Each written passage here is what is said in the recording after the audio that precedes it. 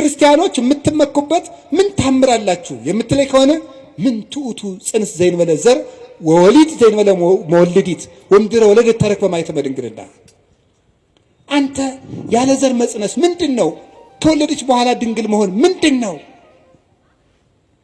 ኮኩኒ ዛንቃ ማየ ውሃ ያፈለቀ አለት ይደንቅሃልን?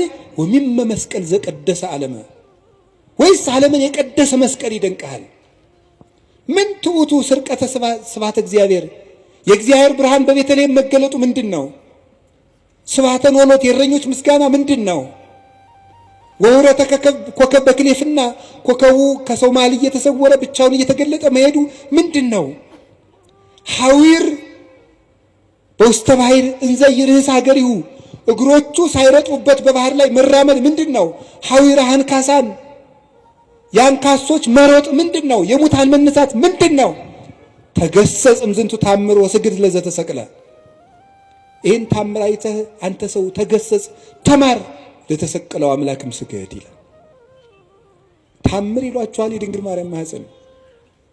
ይህን የሚደንቀን ሁኖ የማያውቅን ነገር ያመነች ብፅዕት ኤልሳቤጥም እንዲህ ነበር ያለቻት፣ ብፅዕት አንቲ እንተ ተአምኒ ከመ ይከውን ቃል ዘነገሩኪ፣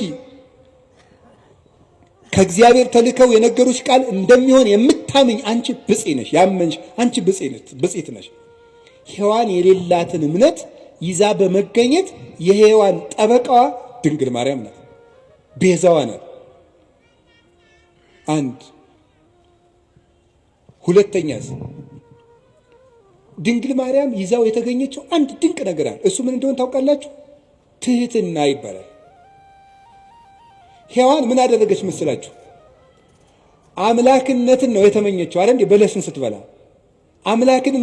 አምላክነትን መመኘት የትዕቢት የመጨረሻው ነው። ድንግል ማርያም ከዛሳ ሊቃውንት ሲተረጉሙናሉ መስላችሁ? ትህትና ዘይት ነው፣ መንፈስ ቅዱስ ወይም የመንፈስ ቅዱስ ጸጋ መብራት ነው ይላሉ። ዘይቱ ሲያልቅ መብራቱ ምን ይላል? ይጠፋል።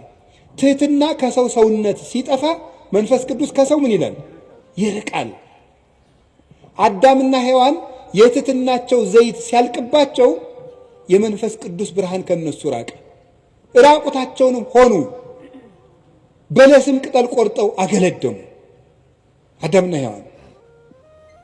ድንግል ማርያም እሳ የአምላክ ተፈሥሒ ፍሥሕት ኦ ምልዕተ ጸጋ እግዚአብሔር ምስሌኪ ደስተኛይቱ ሆይ ደስ ይበልሽ ሲላት እንዲህ ያለ ሰላምታ ለሴት ይገባል? ለእኔ ይገባኛል? ለፍጡር አለችው። ተመልከቱ ትሕትናዋን። በሔዋን ባለቀው ዘይቷ በኩል ሞት ወደዚህ ዓለም ገባ። ትሕትናን በተሞላችው እውነተኛይቱ የሕይወታችን ማሰሮ በድንግል ማርያም በኩል መንፈስ ቅዱስ መጣ።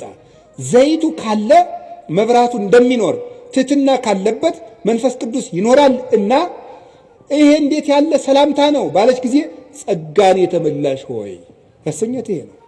ሙሉ ናት እመቤታችን።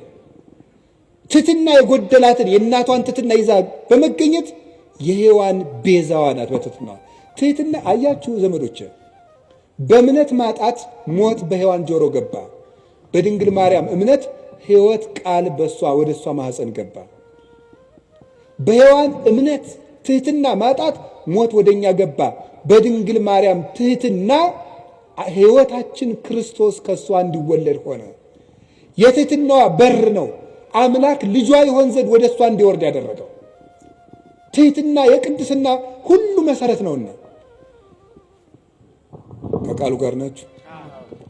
ንጽሕናዋስ ብትሉ ንጽሕናዋስ ምን ይላል መሰላችሁ? ድንግል ማርያም ምንድን ነው የምትባለው? የእግዚአብሔር ምንድን ነው የምትባለው?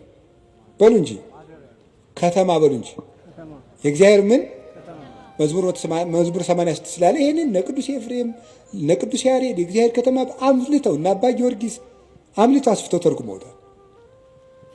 የእግዚአብሔር ከተማ ማለት ምን ማለት ነው? በነገራችን ላይ አንድ እንደኔ ያለ ሰው ዝም ብሎ ደርሶ የእግዚአብሔር ከተማ አይባልም። ትንሽ ያላት እንቅልፍ የላት እንደሚባለው አንደኛ ቆሮንቶስ ምዕራፍ 3 ቁጥር 16 ላይ እናንተ የመንፈስ ቅዱስ መቅደስ ናችሁ ይላል ብሎ ሊጠቅስ ነው። አንዱ ሩጦ እንደዚህ ነው የሚለው። በነገራችሁ ላይ መናፍቃን እኛ አንድ ጥቅስ ስንጠቅስ ያኛውን የማናውቀው ነው የሚመስላቸው።